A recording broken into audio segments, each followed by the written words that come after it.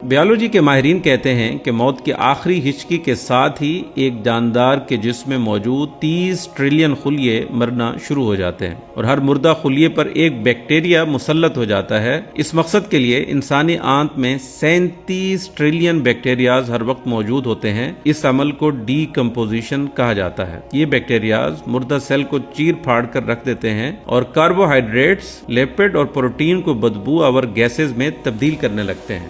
یہ بدبو مکھیوں اور دوسرے حشرات الارض کے لیے اشتہا کا باعث بنتی ہے، چنانچہ یہ قدرتی فوج مل کر چند ہی روز میں مردہ جسم کو صفحہ ہستی سے مٹا دیتی ہے۔ بچی کچی ہڈیاں بھی وقت کے ساتھ ساتھ مٹی بن جاتی ہیں۔ یہ وہی جسم ہے جسے صبح سے شام تک سنوارا جاتا ہے، کھلایا پلایا جاتا ہے۔ جو چیز باقی بچتی ہے اور جس تک کسی بیکٹیریا یا حشرات کی پہنچ نہیں، وہ روح ہے۔ یہ وہی روح ہے جسے صبح سے شام تک تڑپایا جاتا ہے اور بھوکا رکھا جاتا ہے۔ ایک بہترین میسج ملا، سوچا کیوں نہ اپنوں کو بھی اس میں شامل کر لوں۔ فٹ بال میچ 90 منٹ، کرکٹ پورا دن، فلم 130 منٹ، ڈرامہ 60 منٹ، نماز 5 یا 10 منٹ، جہنم زندگی بھر، جنت زندگی بھر۔ اہل عقل و دانش کے لیے سوچنے کا مقام ہے۔ واٹس ایپ پر 300 دوست، موبائل پر 200، علاقے میں 50، لیکن مشکل کے وقت ایک، جنازے میں رشتہ دار مگر قبر میں اکیلا۔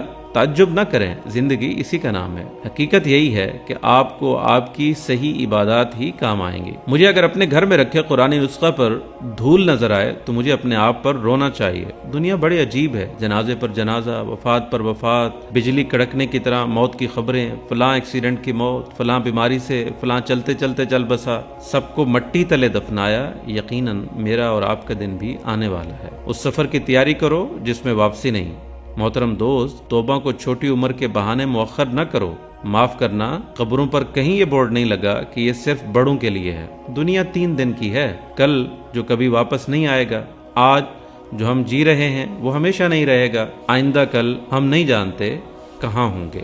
معاف کرتے جاؤ، خیرات کرتے جاؤ، میں آپ وہ سب جانے والے ہیں۔ اے اللہ ہمیں خاتمہ بالخیر نصیب فرما۔ جو جیسی زندگی گزارتا ہے اسی پر مرتا ہے، جو جس حالت میں مرتا ہے اسی پر اٹھایا جائے گا۔ تو میرا اور آپ کا انتخاب کیا ہے؟ قابل غور باتیں ہیں۔